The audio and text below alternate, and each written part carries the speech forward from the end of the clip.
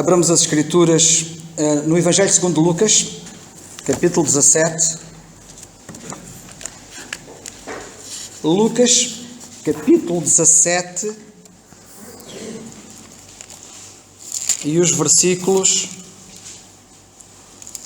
Lucas, capítulo 17, e os versículos que vamos ler são os seguintes. Primeiro, o versículo 29. Depois o versículo 30 e depois o versículo 32. E diz assim este texto das Escrituras: Assim será no dia em que o Filho do Homem se há de manifestar, ou seja, há de voltar, ou há de vir. Naquele dia, versículo, eu comecei pelo 30, eu disse o 29 em primeiro lugar, peço desculpa, versículo 29. Mas no dia em que Ló saiu de Sodoma, choveu do céu fogo e enxofre, e os consumiu a todos.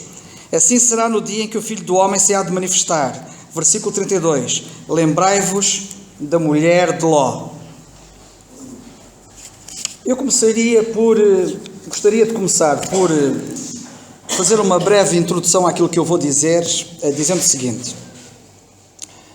Faz amanhã, se não estou em erro, 15 dias que houve um programa na televisão chamado Prós e Contras, no Canal 1, em que o tema era o futuro de Deus, se não estou em erro.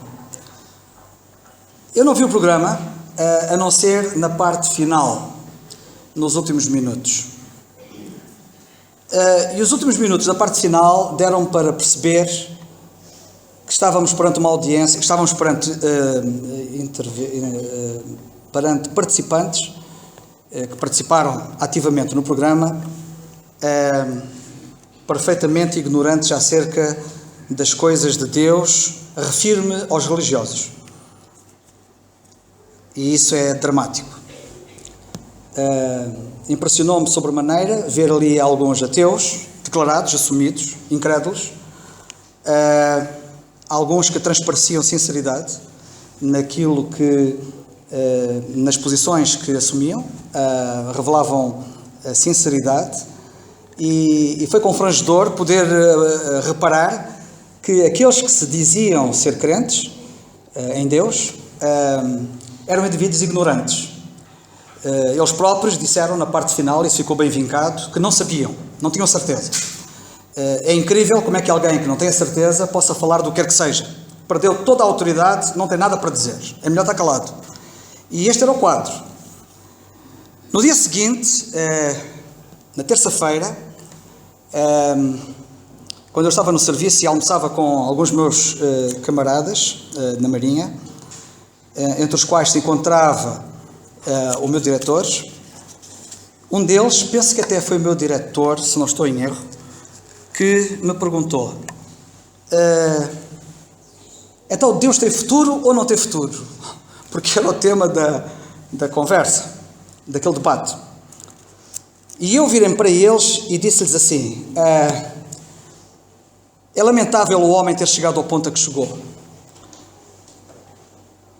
Porque, de facto, o que está em causa é o futuro do homem, não é o futuro de Deus. Deus não tem futuro. Entenda-se, Deus está para além do tempo.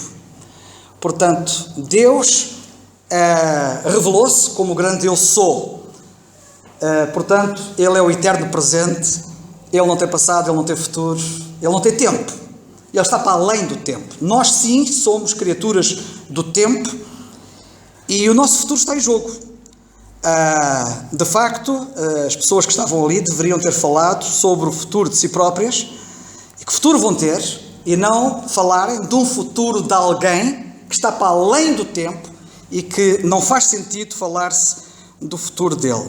Um colega meu que estava ao meu lado direito virou-se para mim e disse-me à frente dos outros: has-me explicar por que razão é que Deus antigamente falava interventivamente aos homens de muitas maneiras, e agora o que é feito dele? Onde é que ele está? O que é que lhe aconteceu? Porquê é que ele não fala? Porquê é que a gente não ouve? Porquê é que a gente não dá por ele? E eu virei-me para ele e disse assim: olha, eu para ti respondo com um versículo da Bíblia. Havendo Deus antigamente falado aos homens de muitas formas, de muitas maneiras no passado, a nós falou-nos nestes últimos dias pelo Filho. E eu virei para ele e para os outros e disse-lhes assim: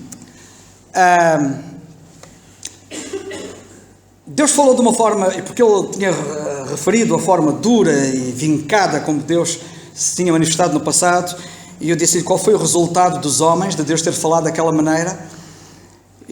Deus, por último, falou-nos pelo Filho, e o Senhor Jesus Cristo veio a este mundo. Qual foi o resultado de Jesus ter vindo a este mundo e ter feito o que fez, e ter dito o que disse? Qual foi o resultado?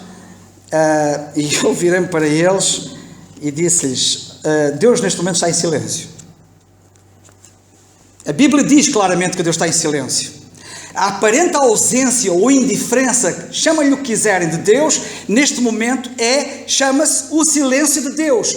Houve um grande homem da Scotland Yard, na Inglaterra, que escreveu um livro, um homem famoso chamado Sir Robert Anderson, escreveu um livro famoso sobre o silêncio de Deus. Deus está em silêncio. E quero-vos dizer, e disse-lhes a eles, que o silêncio de Deus é mais eloquente do que a voz de Deus no passado. Deus está a falar mais alto agora do que quando Ele falava no passado. No seu silêncio, Ele está a falar mais alto do que falava no passado. E eu disse-lhes: tendo cuidado, porque a Bíblia diz que Deus vai falar outra vez, e a Bíblia diz que quando Deus falar outra vez, vai falar na sua ira. Tendo cuidado, o silêncio de Deus neste momento é uma oportunidade para os homens. O silêncio de Deus é mais eloquente que aquilo que os homens podem imaginar. Mas Deus, quando voltar a falar, vai falar na sua ira, diz a Bíblia. Achei graça porque eles disseram: tu é que havias de estar lá naquele programa, naquele dia. Achei graça. Porque eu não estou ali a falar por falar, nem a dizer coisas sem sentido e sem substância e sem certezas. E eles sabem que quando eu falo, o meu diretor até faz referência ao facto de que quando eu falo, eu parece que me transfiguro. E vê-se que aquilo em que eu falo é algo que é profundo em mim e que eu acredito. E é verdade, e é mais do que isso, do que ele possa imaginar. Nós estamos na altura do Natal. E na altura do Natal, as pessoas celebram ou recordam-se do nascimento do Senhor Jesus Cristo, este mundo. São muitas as passagens e textos bíblicos que são recordados alusivos ao facto de que a Bíblia fala, de quando Ele veio a este mundo.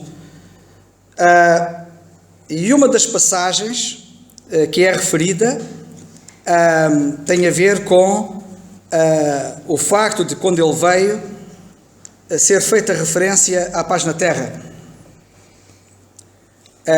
A Bíblia diz: paz entre os homens. Quando Ele nasceu, os anjos cantaram. E as pessoas perguntam: onde é que está a paz? Eles disseram: paz na terra. E onde é que está a paz? Ele falhou? Ele fracassou? Nestes últimos dias tenho tido um grande debate na internet com dois indivíduos, um no Brasil, que é coreano, e um outro aqui em Portugal, que é português, pertencentes a uma seita que dizem que Jesus Cristo falhou. E claro que o líder da seita deles é que não falha, mas está morto. Ainda há pouco, antes de vir para aqui, escrevi mais alguma correspondência, troquei correspondência com eles. Eu quero chamar-vos a atenção para o facto que o Senhor Jesus Cristo é o vencedor e Ele não falhou. Esses indivíduos dizem que o Senhor Jesus Cristo falhou em toda a linha e que, inclusivamente, não consumou a obra que veio fazer, e que esse líder da seita, esse falso profeta, é que veio consumar aquilo que Cristo não consumou. E esse indivíduo, enquanto era vivo e morreu há pouco tempo, corria o mundo inteiro, pelas várias nações e pelos vários parlamentos, visitando presidentes e chefes de governo no mundo inteiro, procurando trazer a paz ao mundo. Mas quem falhou foi ele. Onde é que está a paz que ele veio supostamente fazer que Cristo falhou? Queridos amigos, todos conhecem aquela passagem que diz que o Senhor Jesus Cristo, que os anjos cantaram acerca da paz e que disseram que paz na terra aos homens de boa vontade. Todos nós conhecemos essa passagem no Evangelho de Lucas, mas o que pouca gente não sabe, é que muita gente não sabe, é que a paz dependia da aceitação do Salvador. E a verdade é que a Bíblia mostra que os homens rejeitaram o Salvador. Aquele que veio para estabelecer a paz, para estabelecer, enfim, para tornar isto magnífico. Eu, inclusivamente, naquela conversa com os meus colegas à volta da mesa, eu disse-lhes, porque isto foi uma grande conversa, eu apenas citei algumas partes, mas naquela grande conversa que nós tivemos à mesa, eu tive a ocasião de lhes dizer que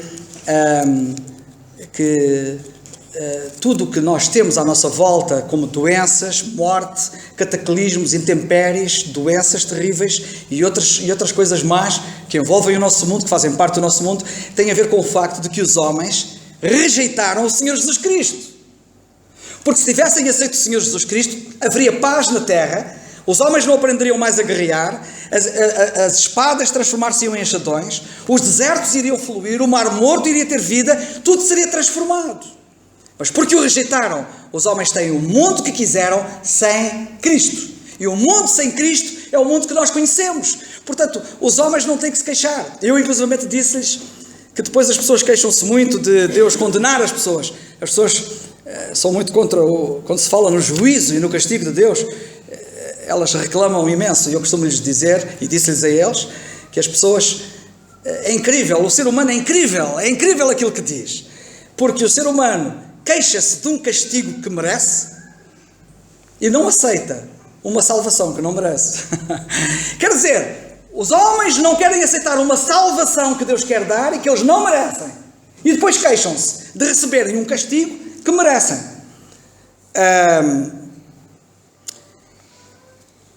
E eu tive a ocasião de lhes dizer isso que vos disse agora, que a razão de porque o mundo está no estado em que está deve-se ao facto de terem rejeitado o Senhor Jesus Cristo. E, portanto, Jesus veio para estabelecer não apenas a paz, como disseram os anjos, mas para estabelecer muitas coisas, para colocar este mundo na rota certa, mas os homens não o quiseram, disseram cruz com ele, não queremos que ele reine sobre nós. O que muita gente não sabe é o que os discípulos disseram em Lucas capítulo 19. E em Lucas, no capítulo 19, os discípulos disseram uma coisa curiosa. Reparem que quando o Senhor Jesus Cristo veio a este mundo, os anjos disseram paz na terra aos homens de boa vontade, mas nós sabemos a história, os homens rejeitaram-no, não creram nele, crucifiquem-no, disseram eles. E no capítulo 19 do Evangelho de Lucas, nós lemos no versículo 38, e muita gente ignora isto, que os discípulos disseram: bendito o Rei que vem em nome do Senhor, paz no céu e glória nas alturas. Paz aonde? Já não mais na terra, mas agora a paz está no céu. Rejeitaram o que Deus queria e já não há mais paz na terra. Eles agora falam de paz no céu.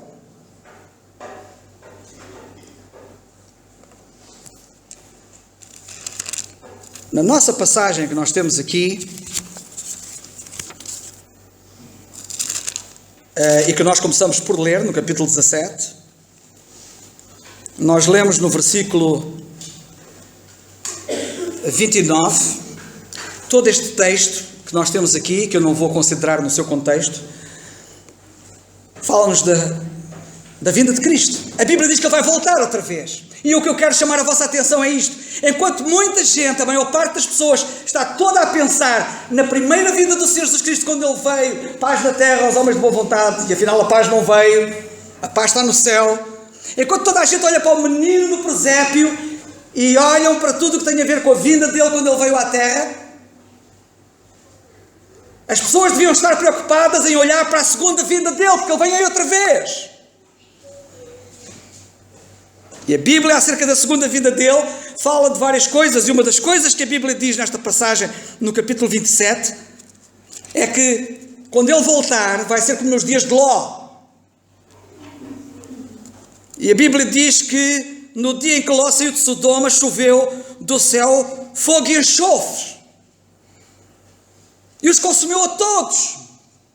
Eu quero fazer aqui um apelo e um alerta a todos os presentes que estão aqui esta noite, como disse o Jonas há bocado.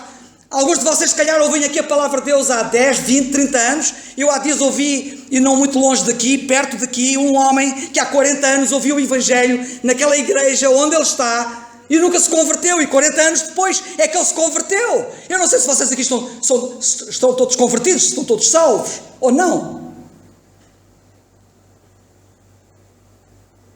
Vocês podem estar aqui e estarem perdidos. Judas andou com o Senhor Jesus Cristo. Ele estava na melhor igreja do mundo e foi para o inferno. Cada um de vocês deve refletir qual é a vossa posição. E quero-vos dizer que quando Jesus Cristo agora voltar, como eu disse, Ele agora vai falar na sua ira. E o que nós lemos aqui acerca de Ló foi que, diz o versículo 29, choveu do céu fogo e enxofre e os consumiu a todos. E Jesus está aqui a dizer que quando Ele voltar vai acontecer o mesmo. Sabem o que é que o apóstolo Paulo diz na segunda carta aos Tessalonicenses, no capítulo 1, e gostava de vos citar o que Paulo diz na segunda carta aos Tessalonicenses, no capítulo 1, diz ele assim, no versículo 7 e 8, e passo a citar: a vós que sois atribulados, descanse connosco, quando se manifestar o Senhor Jesus desde o céu com os anjos do seu poder. Notem, a Bíblia fala da vinda dele, e Paulo está a dizer que quando ele vier, quando ele se manifestar, versículo 8, ele vai se manifestar como labareda de fogo, tomando vingança dos que não conhecem a Deus. Ele vai tomar vingança dos que não conhecem a Deus. E nós lemos a seguir: e dos que não obedecem ao Evangelho de nosso Senhor Jesus Cristo. Tu já obedeceste ao Evangelho? Tu conheces a Deus? Tu já obedeceste ao Evangelho? A Bíblia diz que os que não conhecem a Deus e não obedecem ao Evangelho do Senhor Jesus Cristo, diz a Bíblia, notem o que diz o versículo a seguir, no versículo 9, os quais por castigo padecerão eterna perdição ante o Senhor e a glória do seu poder. Isto é solene. Enquanto andam muitos entretidos aí com a primeira vinda de Cristo, fazendo festas e festinhas, etc., vão ser surpreendidos com a segunda vinda dele, que vai ser como no tempo de Ló. Vai haver fogo e enxofre. Na linguagem do apóstolo Paulo, ele diz que o Senhor vai se manifestar como labareda de fogo, tomando vingança dos que não conhecem a Deus e dos que não obedecem ao Evangelho do nosso Senhor Jesus Cristo. Isto é solene. Na nossa passagem, no capítulo 17 de Lucas, nós lemos assim no versículo 29. No dia em que Ló saiu de Sodoma, choveu do céu fogo e enxofre, e os consumiu a todos. Assim será no dia em que o Filho do Homem se há de manifestar. Notem a palavra manifestar. Vendo o que Paulo fala em Tessalonicenses, manifestar. Quando ele se manifestar, vai haver fogo, castigo, perdição eterna para tanta gente. E depois nós lemos no versículo 32, lembrai-vos da mulher de Ló. Eu quero deixar alguns pensamentos para vocês refletirem. Faça este quadro, este é o quadro. Natal, esqueçam Natal, esqueçam o nascimento de Jesus Cristo, esqueçam a sua primeira vinda. É importante, foi importante. Agora o que está iminente é a segunda vinda dele, e as pessoas têm que estar preparadas, ou por castigo vão padecer eterna perdição. E perante este quadro a Bíblia diz assim: lembra-te da mulher de Ló. Viste o que aconteceu com a mulher de Ló? Como foi nos dias de Ló, vai ser quando Jesus voltar. Vai haver castigo, vai haver fogo e enxofre. As pessoas vão se perder. Lembra-se da mulher de Ló? Eu quero falar alguma coisa sobre a mulher de Ló.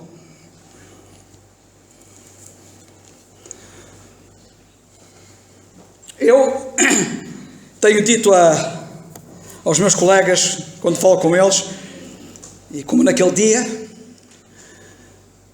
que o aparente avanço do ateísmo na nossa sociedade que nos rodeia, e que aparentemente parece o fracasso do cristianismo, é a nossa força. Eu tenho-lhes dito isso a eles. A minha aparente derrota é a minha força e a minha vitória.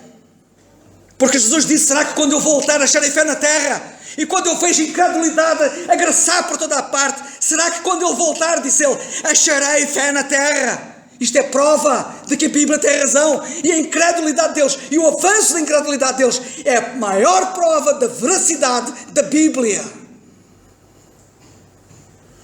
Eu não disse uma coisa que eu disse lá, mas que me parece que é importante. Desculpa, tenho que tirar isto. Não, eu ponho aqui, não faz mal, deixa estar já. E que eu não disse lá, e que eu disse lá. Os homens têm rejeitado Deus, têm voltado as costas a Deus, julgam-se Deus eles próprios. Alguns manifestaram isso lá na conversa daquele prós e contras. E qual é o resultado? Os homens mergulharam num abismo em que a nossa sociedade, e particularmente o nosso país, mas não é apenas o nosso país, do qual abismo não conseguem sair, da crise em que caíram. Então onde é que está a tecnologia? Então onde é que está a ciência? Então onde é que estão as ideias inovadoras? Onde é que está o progresso? Onde é que está tudo aquilo de que o homem se orgulha? O que é que fez com que ele caísse num abismo profundo do qual não consegue sair?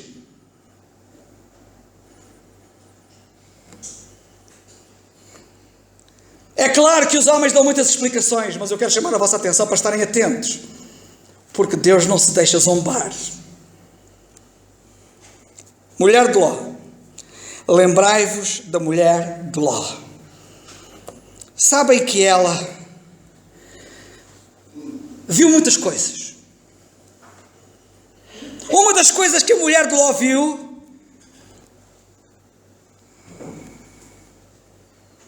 ela viu Abrão a vencer 5 reis. Ela viu o poder de Deus. Deixai-me dizer que alguns de vocês aqui já viram o poder de Deus manifestado nas vidas de muita gente e que vocês sabem disso.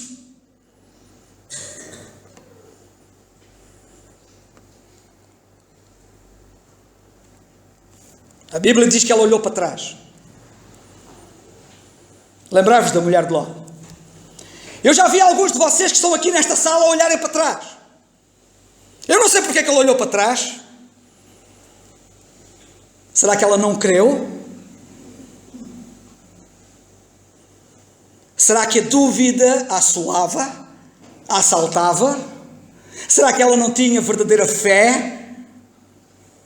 E por isso olhou para trás? Será que ela olhou para trás para ver se era mesmo verdade o que Deus disse que ia acontecer? Será que tu também estás naquela de, será que é mesmo verdade aquilo que a Bíblia diz? Ainda estás nessa de olhar para trás para ver se é mesmo verdade?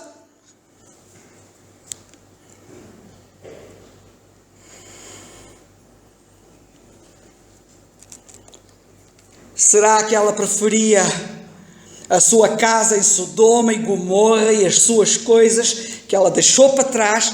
Será que isso estava a pesar mais do que a verdade de Deus? Será que na tua vida, na tua experiência, há coisas que estão a pesar mais deste mundo, que te estão a fazer voltar para trás? E tu estás como que indeciso e não sabes o que é que há de fazer?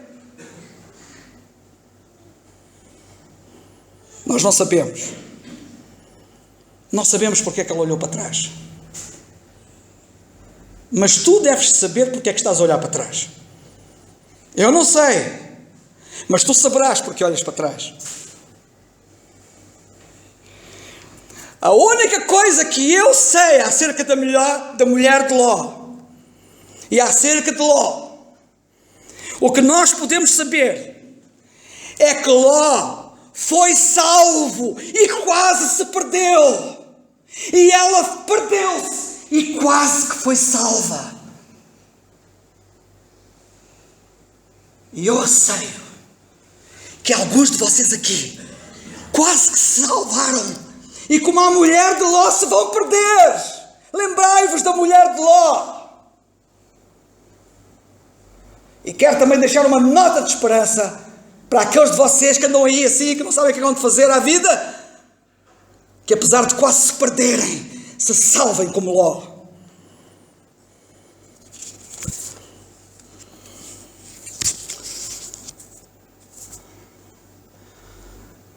algumas notas para refletirem. Primeira, ela perdeu-se, apesar de ser a mulher de um homem justo. Talvez o teu pai seja crente e tu vais parar ao inferno. Talvez a tua mulher seja crente e tu, homem, vais parar ao inferno. Talvez tu, mulher, o teu marido é crente, mas tu estás perdida e tu vais parar ao inferno. Talvez tu filho, talvez tu neto, talvez tu neta, talvez tu filha. Eu não sei qual é a vossa situação. Mas a Bíblia mostra inúmeros casos como este, em que alguém da família foi salvo e a outra pessoa da família se perdeu. Lembrai-vos da mulher de Ló. Apesar de ser a mulher de um homem justo, ela foi parar ao inferno. Segundo, ela pereceu, ela perdeu-se, apesar de ela ter sido avisada do perigo. E eu tremo, porque vocês estão a ser avisados, e já foram avisados, e continuam a ser avisados. E é possível, apesar disto, vocês irem parar ao inferno. Ela perdeu-se, apesar de ser avisada. Lembrai-vos da mulher de Ló.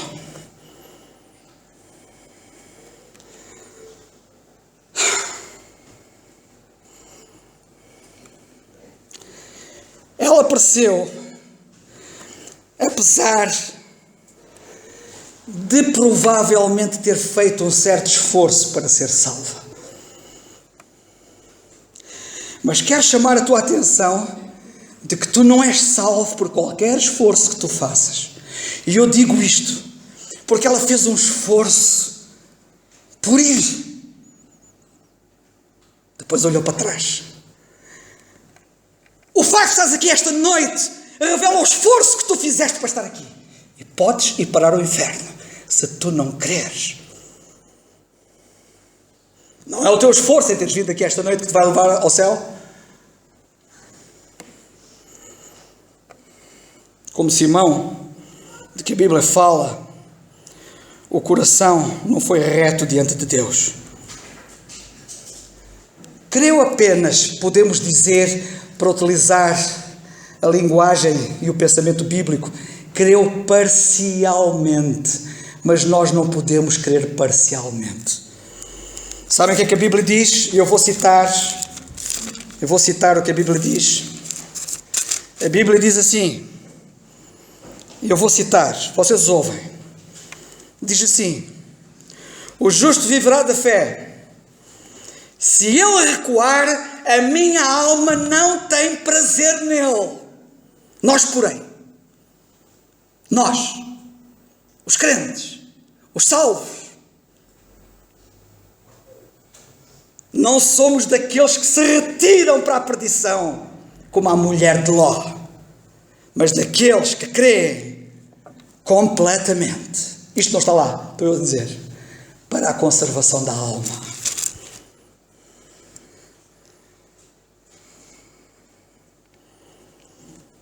Ela perdeu-se, apesar de estar separada de Sodoma e Gomorra, apesar, de estar separada dos sodomitas e dos gomorritas.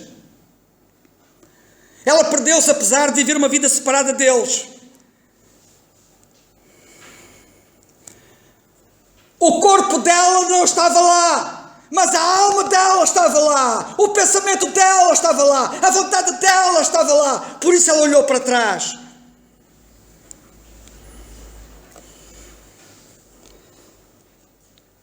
Podes, ouve bem, não andar, ouve bem, com grandes pecadores e estares perdido como eles.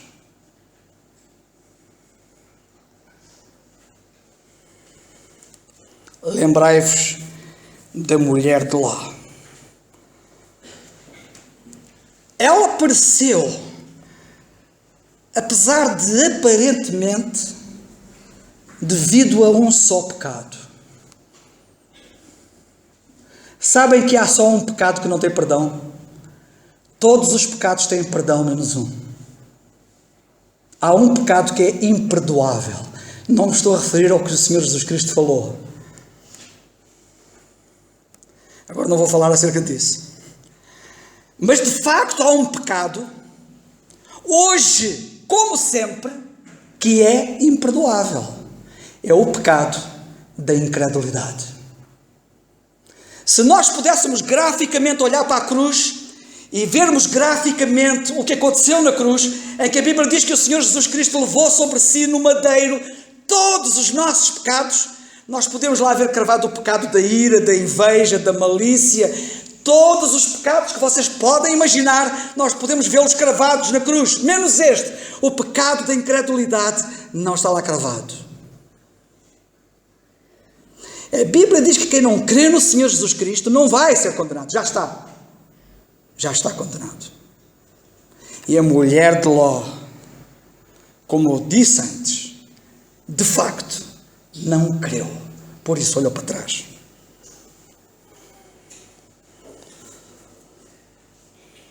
Gostava de terminar dizendo só mais duas coisas para vocês considerarem.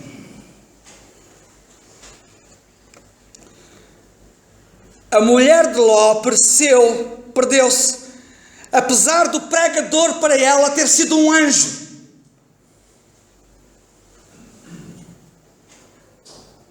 Eu sei que não sou ninguém. E os meus conservos que aqui sobem e vos falam e vos avisam não são ninguém como eu. Mas quero-vos dizer que se o próprio Senhor Jesus Cristo estivesse aqui, em pessoa, a vossa atitude era a mesma.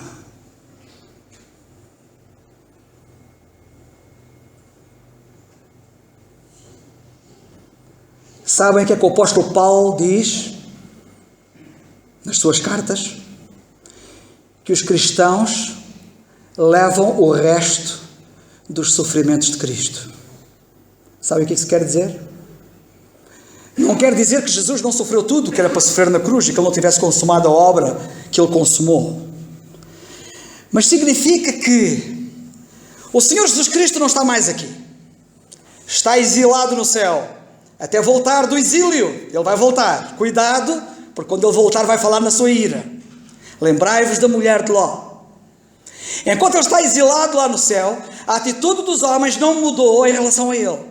Se ele cá viesse, os homens voltavam a crucificá-lo. Como não podem chegar a ele porque ele está lá no céu, somos nós que levamos com os sofrimentos que lhe pertencem a ele. E somos nós que estamos a levar com o resto dos sofrimentos. Os sofrimentos que alguns cristãos estão a padecer ao serem mortos, perseguidos. Como aquelas meninas e meninos que ainda agora recentemente foram degolados no norte da África.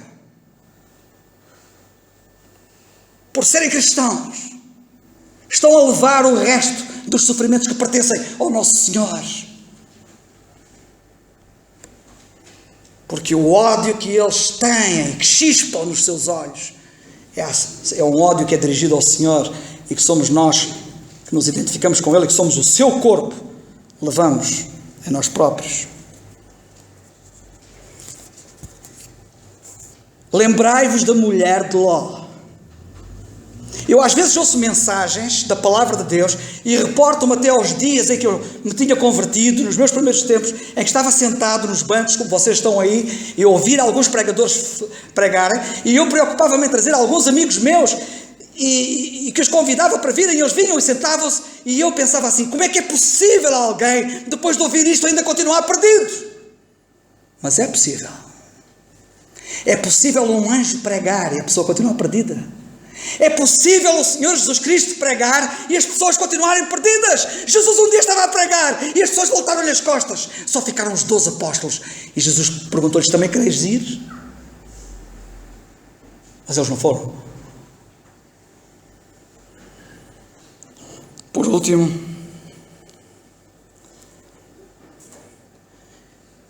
lembrai-vos da mulher de Ló. Ela pereceu, ela perdeu-se, apesar de estar perto de ser salva. Quase que se salvou. Se algum de vocês que está aqui esta noite não tomar a decisão certa, e não deixem para amanhã, porque o amanhã pode-vos não pertencer, O vosso futuro neste momento é o vosso presente.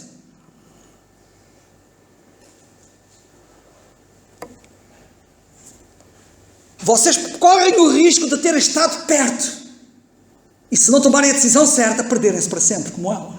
Lembrai-vos dela. O caso mais gritante que eu encontro na Bíblia é o caso de Judas Iscariotes. Sabem o que é que Jesus disse um dia? Eu sou a porta. Quem entrar por mim salvar-se-á. E a Bíblia diz que Judas, um dia, beijou a face do Senhor Jesus Cristo. Sabem o que é que ele beijou? A porta do céu. E foi parar ao inferno. Tu podes chegar tão perto quanto Judas, até ao ponto de beijares a porta do céu e caíres no inferno. Lembrai-vos da mulher